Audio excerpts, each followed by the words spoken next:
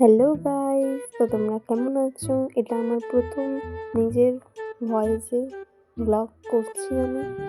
So এটা কেমন হবে আমি জানি না, তোমরা কমেন্ট করে জানাও কেমন হয়। আর আমার সকালটা চা দিয়ে কাটে। সো চা খাওয়ার পর আমি একটু টিফিন করে নিই। তো তোমরা দেখতে পাচ্ছ আমি কি টিফিন করছি। সিম্পল একটা টিফিন, কাবলি ছোলার তরকারি আর রুটি। গাইস গাইস আমি রুটি বেশি খাই না, দুটো তাই জন্য খেয়েছি, কারণ আমি এত রোগা। সরি, খেতে খেতে একটু মজা করছি। কারোর সাথে মজা করলে সেটা খারাপ ভেবে না, তাই নিজের সাথেই মজা করাটা বেটার। গাইজ আমার ঠান্ডা লেগেছে, তাই আমার গলাটা বসে আছে, তাই এরকম। তো খেয়ে দিয়ে আমি চান করে নিলাম। চান করে একটা বাড়ির ড্রেস পরলাম। পরে আমি একটু, দেখো গাইজ, একটু নাটক করছি, কারণ আমি ক্যামেরা দেখলে একটু বেশি খুশি হয়ে যাই। সেজন্য আমি আমার আনন্দটা দ্বিগুণ হয়ে যায় গাইজ।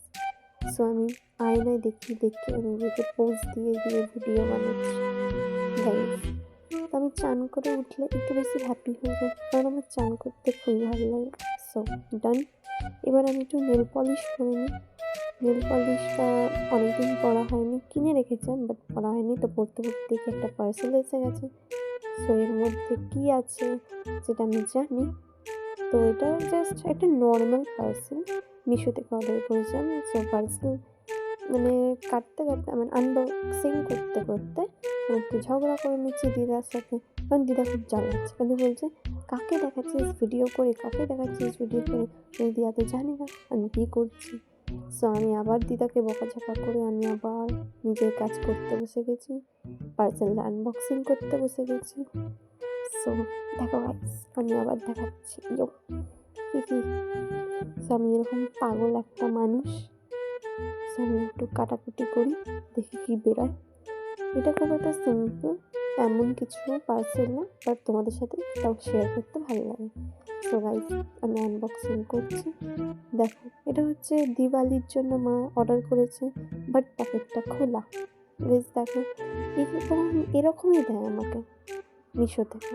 হ্যাঁ, জামা কাপড়ে বলবো না, বাট এসব জিনিসে দেয়। এই প্রদীপটা হচ্ছে জল দিলে জ্বলবে, কিন্তু আমি হাত দিয়ে জ্বালিয়ে দিয়েছি। দেখো গাইস, আমি একটু দেখাচ্ছি তোমাদের, তোমরাও দেখেছো, এটা তোমরা অর্ডারও করেছো অনেকজন। আমার কাছে ছিল না, তাই আমি মাকে বললাম, মা বললো ঠিক আছে অর্ডার করে দিই। সো আমি তাই মায়ের কথাতে অর্ডার করে দিয়েছি। তো আমাদের মিশোতে পার্সেল আসতেই থাকে। এর মধ্যে ছিল 6খানা। হ্যাঁ গাইস, এটার মধ্যে 6টা ছিল। সো তোমাদের দেখাচ্ছি।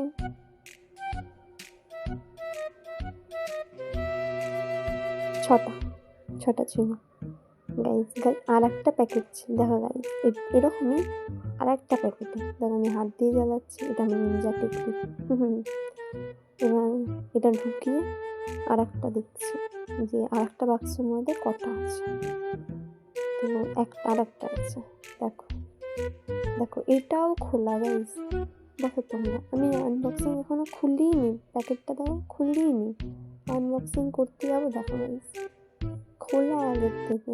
কি বলবো বলো গাইস, রিটার্নও করা যাবে না, কম টাকা এইটুকুই হবে। কম সস্তায় মাল বস্তায় ভরতে হলে এরকমই পাওয়া যাবে গাইস। সো তোমরা দেখো আমি কেমন পাগলামি করে সারাদিনটা কাটাই। তো এটার মধ্যে কটা আছে আমি জানি না, দেখতে হবে গাইস। গাইস আমি 12টা অর্ডার করেছি, কিন্তু কটা এসছে দেখুন।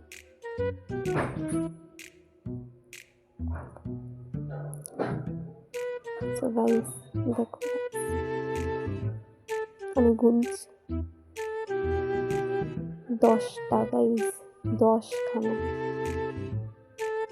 ভাই, 10টা আর 6টা না, মিনিমাম 10টা। হ্যাঁ দেখালাম প্রদীপগুলো, এবার দেখো গাইস ভাত খাচ্ছি।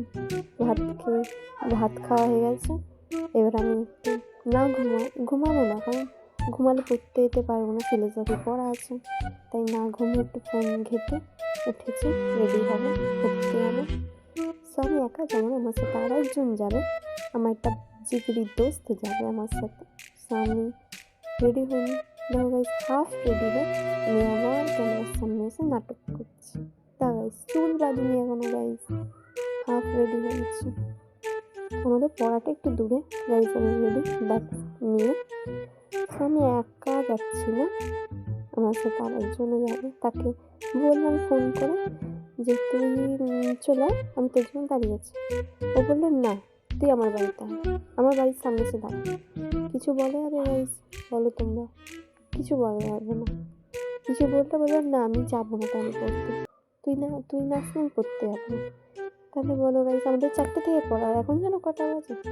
3:50। 3:50 আমি ওর বাড়ির সামনে যাচ্ছি। তারপরে আমি যাবো, আমরা দুজনে যাবো পড়তে।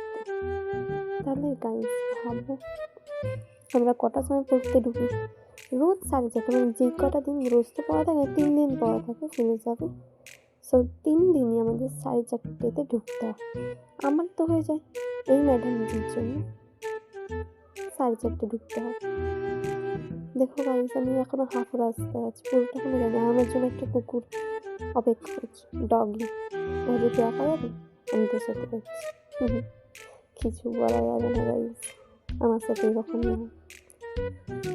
সো গাইস দেখো, আমি যাচ্ছি ম্যাডামজিকে আনতে। জিগরি বলে কথা, ফেলা যায় ওর কথা? বলো গাইস। আর তোমরা কমেন্ট করে জানাবে তোমাদের এরকম কোন বান্ধবী আছে বা বন্ধু আছে যারা এরকম তোমাকে জ্বালায়। দেখো গাইস, রোদ্দুরের মধ্যে আমি কাঁদতে আছি। তোমাদের এরকম ফ্রেন্ড থাকলে নিশ্চয়ই কমেন্ট করে জানাবে আমাকে। আর হ্যাঁ, আমার গলাটা বসে গেছে কারণ আমার ঠান্ডা লেগেছে, তাই জন্য গাইস। সো গাইস, আমি গিয়ে ওখানে দেখাচ্ছি যে কতক্ষণে আসে। ওখানে গিয়ে আমাকে 5 মিনিট আবার দাঁড়াতে হবে গাইস, তবেই কি ম্যাডাম যে আসবে। আর রাস্তায় বেরোলে তো একটু হাসতেই হবে গাইস, কোনো আসার নাম নেই। দেখি কখন আসে। সো গাইস, এখন 4টে থেকে পড়া, এখন আসছে একজন, যার নাম বলেছিলাম।